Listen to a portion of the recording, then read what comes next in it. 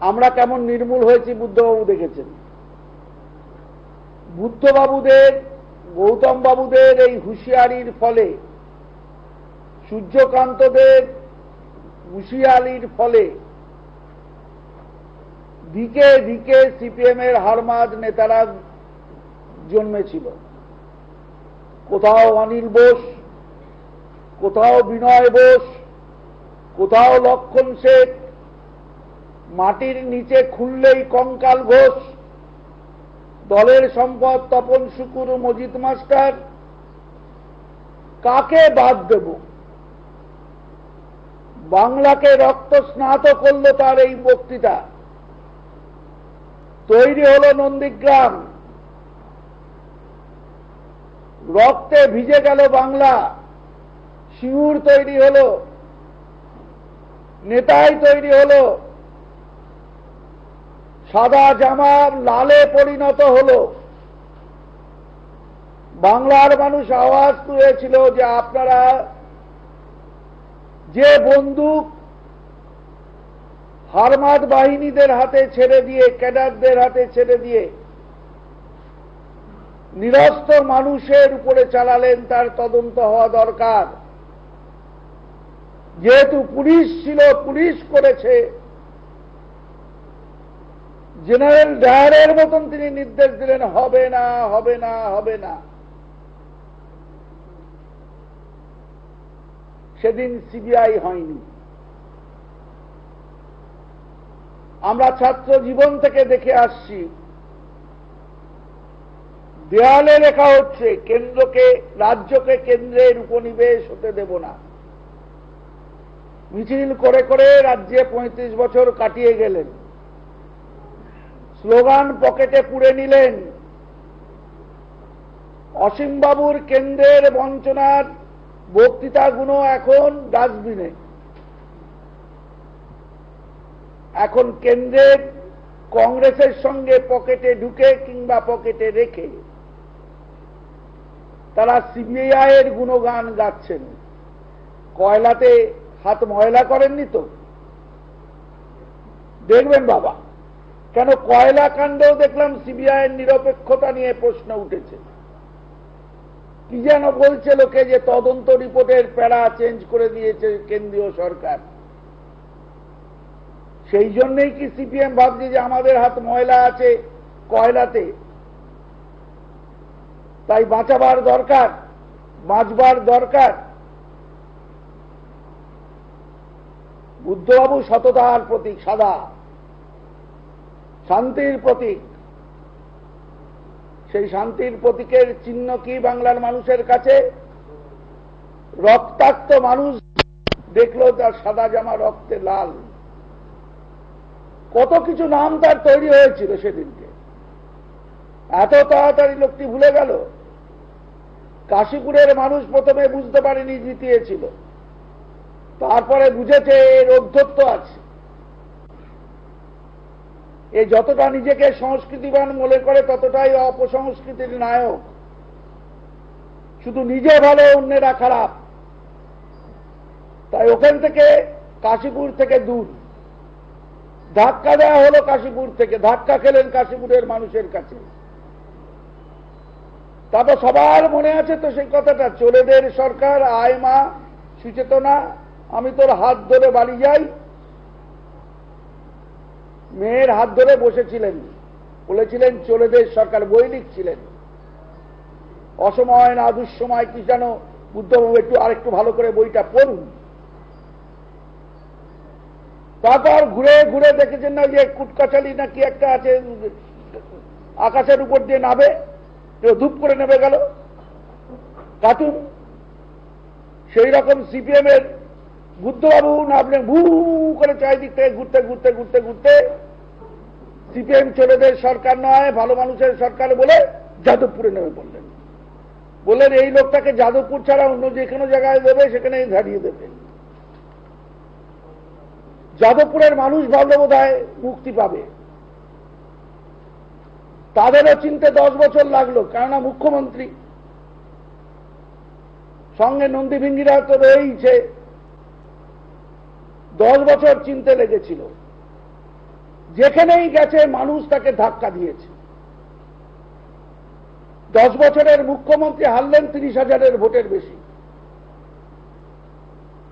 আসলে বুদ্ধবাবু মাফ করতে পারছে না। শ্যামনগরেই যান, শ্যামবাজারেই যান, আর গৌতম বাবুর পিঠে চড়ে যেখানেই ঘুরুন না কেন, যাদবপুরের মতনই সব জায়গায় চেহারা, সব জায়গায় ওই একই ধাক্কা খাবেন।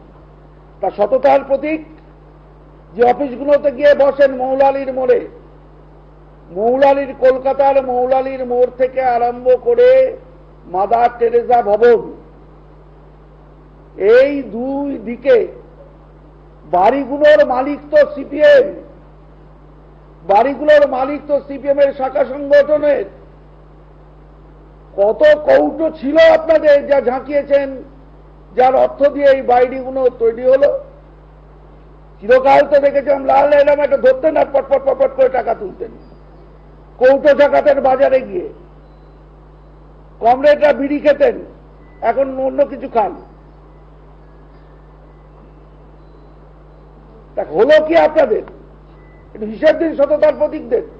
কলকাতার মানুষ তো রোজই দেখছে।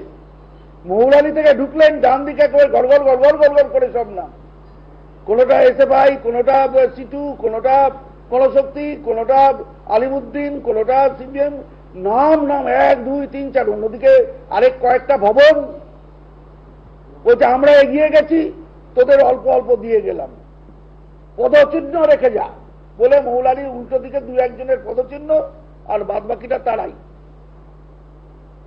এ কৌটো ঝাঁকিয়ে নেওয়া সম্ভব? কে ছিল তাদের পেছনে? আসলে 2011-তে রাজনৈতিকভাবে এদের রাজনৈতিক ব্রেকফেল হয়েছে, আর গাড়ি চলছে না। আর এখন তারা যেটা দেখছেন, মমতা বন্দ্যোপাধ্যায়ের 2,03,000 কোটি টাকার উপরে ঋণের বোঝা ঘাড়ে নিয়েও 35 বছরের সার্বিক ব্যর্থতাটাকে সিপিএম এর ঘাড়ে নিয়েও দুরন্ত গতিতে, স্বচ্ছতার সাথে, সততার সাথে, দ্রুততার সাথে এই রাজ্যকে পিছন থেকে আগিয়ে নিয়ে যাওয়ার উন্নয়নের গতিতে নিয়ে যাচ্ছেন বলেই এখন অনেকের আবার ব্রেন ফেল হয়েছে। অর্থাৎ প্রথমে রাজনৈতিকভাবে ব্রেকফেল, এখন মানসিক ভারসাম্য হারিয়ে কথাবার্তা বলছেন, অসংলগ্ন বলছেন, কাল যা বলছেন আজকে তার উল্টোটা বলছেন। রাজনৈতিক এজেন্ডা কমিউনিস্ট পার্টি মার্কসিস্টদের হাতে নেই। এখন বলছে কমিউনিস্ট পার্টি অফ কংগ্রেস। হচ্ছে কোথায়? কংগ্রেস চালাচ্ছে, কেন্দ্র চালাচ্ছে, আর রাজ্যের কংগ্রেস আলিমুদ্দিনের পকেটে সুদীর্ঘদিন ছিল। তারা আজকে বেরোবার যে সুযোগ পেয়েছেন তার জন্য মমতা বন্দ্যোপাধ্যায়কে ধন্যবাদ জানানো উচিত। কলেজ জীবনে যারা নামকরা কলেজের কোন ছাত্র সংসদের সদস্য ছিলেন না, তারা জীবনের প্রথম নির্বাচনে দাঁড়িয়ে নির্বাচনে জয়ী হয়েছেন, তার জন্য তাকে কৃতজ্ঞতা জানানো উচিত। ভয় পেয়ে সরে গেলে কি হবে? মানুষের মাঝেই থাকতে হবে। আমরা যদি কোনো অপরাধ করি, আমরা মানুষকে গিয়ে বলবো আমরা এই কাজের জন্য অপরাধী, মানুষ তার বিচার করবে। কিন্তু মানুষের বিচারের আগে নিজের বিচারেই বুঝেছেন যে কাজটা অপরাধী, আমার মুখ আর দেখতে চাইবে না আমার কেন্দ্র, তাই অনেকে সরে পড়েছে। আমি আরেকটা প্রশ্ন আপনাদের কাছে রাখতে চাই। এই নির্লজ্জ সিপিএম সরকার এত তাড়াতাড়ি চলে আসতে চান? গণতন্ত্রের প্রতি যাদের আস্থা বলে বাজার মাত করছেন, তারা বলছেন পুলিশকে ভয় দেখাচ্ছেন, তোমাদের ফাইল কিন্তু রেডি। তা 35 বছরের ফাইলটা কার জন্য রেডি রাখা আছে? কাকে ভয় দেখাচ্ছেন? গণতন্ত্র নাকি আপনারা বিশ্বাস করেন? সরকারি আধিকারিকদের ভয় দেখাচ্ছেন যে তুমি সরকারের সাবধানে কাজ করো। পুলিশকে ভয় দেখাচ্ছেন। আমি অরণ্যদেবের থেকেও বড়। আমার পাশে বুদ্ধবাবু দাঁড়িয়ে আছেন। সুতরাং আমি অরণ্যদেব হিসেবে বলছি তোমরা এটা করো না। আমি যখন তখন যেখানে সেখানে নেমে যেতে পারি। এই ধরনের আচরণ থেকে প্রমাণ করে যে এরা কেউ সুস্থ মস্তিষ্কে কথা বলছে না। ওনার মন খারাপ হয়েছে মমতা বন্দ্যোপাধ্যায়ের বক্তৃতা শুনে। বাংলার মানুষ যার বক্তৃতা শুনবার জন্য লাখে লাখে জমা হয়, তার বক্তৃতা শুনে ওনার শরীর খারাপ হয়েছে। নিশ্চয়ই শরীর খারাপ হতেই পারে। বাংলার শরীর খারাপ করে তিনি এখন নিজের শরীর খারাপে ব্যস্ত। 35 বছর ধরে তার বেশিরভাগ সময়টা কার? ওনার। 25 বছরের পর সবচেয়ে খারাপ সময় সিপিএম গেল করে না বুদ্ধবাবুর সময় থেকে। এই যে চিটফান্ডের গল্প করছেন, দিয়ে চারিদিকে মিটিং করছেন, যে 73টি নাম কেন্দ্রীয় সরকারের লিস্টে সচিন পাইলট বলেছে, তার 26টি হয়েছে বুদ্ধবাবুর আমলে। 73টির মধ্যে 26টি বুদ্ধবাবুর কন্ট্রিবিউশন। বলে আমি গ্রেপ্তার টেপ্তার করে দিয়েছি, আমি বন্ধ টন্ধ করেছি, কিছুই খবর রাখে না। বাংলাকে শিল্পে, সাহিত্য, সংস্কৃতিতে, কৃষিতে, বেকারত্বে, সর্বত্র তিনি শরীর খারাপের ব্যবস্থা করে গেছেন। শুধুই পিছিয়ে দিয়েছেন বাংলাকে, দিয়ে বলছেন আমার শরীর খারাপ, কিন্তু অন্যের শরীর খারাপ করতে চাই। আপনার শরীর খারাপ করবে কেউ নেই। আপনি সুস্থ থাকুন, বরঞ্চ আপনার মুখটা দেখলে বাংলার মানুষ আরো আমাদের সমর্থন বাড়িয়ে দেবে। যা ক্ষতি বাংলার করেছেন আপনি এবং আপনার দল, তাতে আপনাদের ঘুমিয়ে থাকা উচিত 50 বছর, তারপর রাস্তায় নামবেন। আপনি কালকে শুনলাম একটু শিল্প টিল্প নিয়ে বলেছেন। আপনার আমার কোন বড় শিল্পটা হয়েছে বলুন? কোন বড় শিল্প আপনি করেছেন? শুধু ছবি তুলেছেন, সব কটা ছবি তুলেছেন, একটাও করে যাননি। আর অন্য কথা তো পরে বলবো যখন সুযোগ আসবে। ফাইলটা তো আমরাও দেখছি, আমরা ভয় দেখাচ্ছি না, আপনাদের ফাইলগুলো দেখছি খালি। আর আপনারা ভয় দেখাচ্ছেন ফাইল এখন, কিন্তু দেখবো পরে। কবে আসবেন? এই ধরনের রাজনৈতিক কুৎসা এবং অপপ্রচার রাজ্যের মানুষই আপনাদের বন্ধ করে দেবে। দম ফুরিয়ে গেছে, 2-4 দিন ঘুরে নিন, 2-4টে জায়গায় যান, যেখানেই যাবেন আপনাদের এই রাজনৈতিক ধাক্কা সহ্য করতে হবে। ঘুরছেন, ঘুরুন। একটু মন্দ হয়, শরীর খারাপ, এখানে ওখানে ঘুরছেন অসুস্থ লোকের মতন, সন্ধ্যাবেলায় ঘুরতে ভালোই তো লাগে। রাজনীতিটা সন্ধ্যাবেলার জন্য নয়, রাজনীতিটা পুরো দিনের জন্য। পুরো দিনই মানুষের পাশে থাকতে হয়। সেই দম বা ধৈর্য আপনাদের নেই। মাটি খুললেই যদি কঙ্কাল বেরোয়, পার্টি অফিসে গেলেই যদি বোমা উদ্ধার হয়, আর মুখের বকবকনি থাকলেই তো চলে না। এত বুকনি দিলে চলবে না, মানুষ কাজ দেখতে চায়।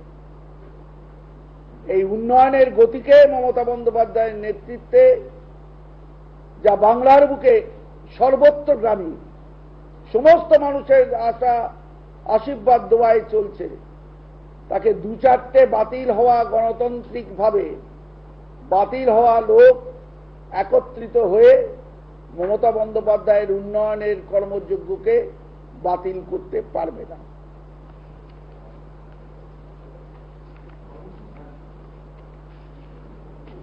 আপাতত কর্মসূচি বলতে কাল শ্যামনগরে যাওয়া হবে, একটা মিটিং আছে শ্যামনগরে বিকেল 5টায়। রাজ্য নেতৃত্ব সকলেই থাকবে। আমি বলছি তো, যা কে থাকবে ওটা গেলেই বুঝতে পারবেন, গেলেই বুঝতে পারবেন। সকলে থাকবে, সকলে থাকবে, হ্যাঁ সকলেই থাকবে। ঝড় হোক, রৌদ্র হোক, ঝড় হোক, বৃষ্টি হোক, মাঠ উপচে পড়বে যেমন উপচে পড়ে। কারণ এদের কথা এদের এই অসত্য ভাষণ, আর আপনাদের কেউ কেউ এদেরকে একেবারে প্রথম পাতায় এনে আর দেখিয়ে আমাদের যা সুযোগ করে দিচ্ছেন, যা ভালো কাজ করছেন, আপনারা করুন করুন, এগুলো করুন, এটা খুব লাভ হচ্ছে আমাদের। কারণ এদেরকে কেউ কেউ কেউ কেউ তো হায়নার সঙ্গে তুলনা করেছিল, আমরা নাও করতে পারি, কেউ কেউ তো তুলনা করেছিল হায়নার সঙ্গে। এরা রক্ত খুঁজে বেড়ায়, এরা মানুষের কঙ্কাল খুঁজে বেড়ায়। তাপসী মালিকের আত্মা আপনাদের এই কাজের জন্য শান্তি দিচ্ছে, বুঝেছে, ঠিক কাজ করেছেন। নেতাই হত্যাকাণ্ড, নন্দীগ্রাম হত্যাকাণ্ডের মানুষ বলছে বাহ, এরা যায়নি এখনো, তাহলে তো এখন অনেক কিছু বাকি আছে, এদের যাওয়ার ব্যবস্থা করতে হবে, কারণ এরা ফিরে আসলেই তো এই ঘটনা ঘটবে।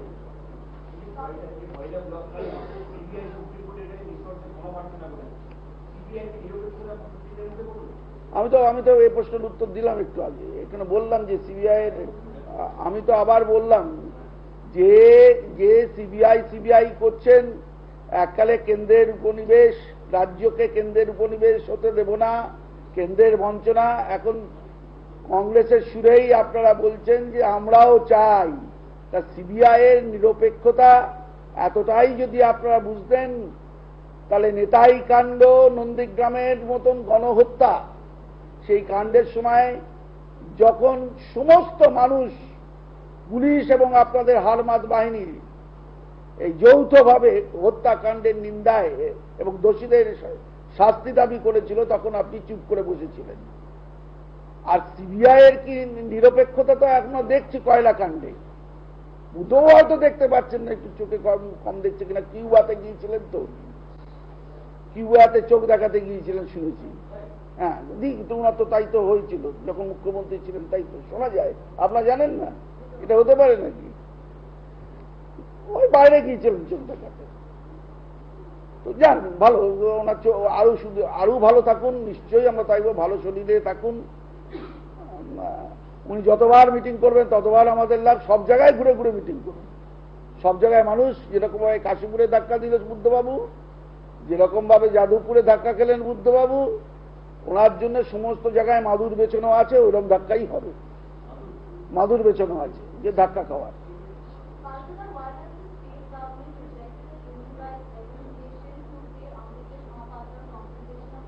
This is, I don't want to digress the importance of the conference today. We are dealing with much more importance, much more things, and we are replying to the questions raised by the ex-Chief Minister and his team.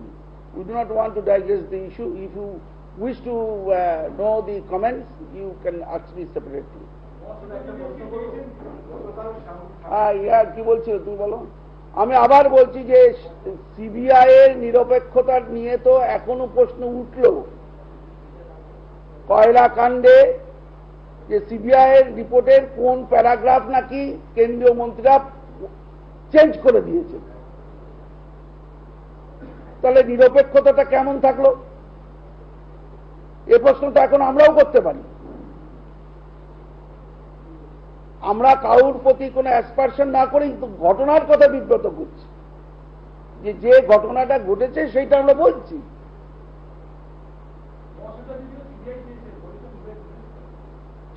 সে তো অনেকেই অনেক কিছু চাইতে পারেন, তারপরে তিনি কেন চেয়েছেন, কোন পরিপ্রেক্ষিতে চেয়েছেন, আমি তো তা বলতে পারবো না। আমি বলছি সিপিআই কি করে বলে, সিপিএম কি করে বলে, নন্দীগ্রাম নিতাই কাণ্ড, তাপসী কাণ্ড, এত কিছু কাণ্ডে নন্দীগ্রাম আর নেতাই কাণ্ড ঘটানোর পর গদগদ চিত্তে কি করে শান্তির ললিত বাণী শোনায়? সমাজ বিরোধী বাক্য উনি বলছেন। আরে উনি তো সমাজ বিরোধীদের ক্লাবের ক্যাপ্টেন ছিলেন,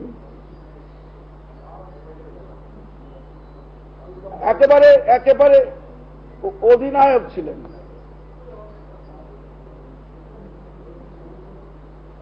শ্যামনগরে কাকে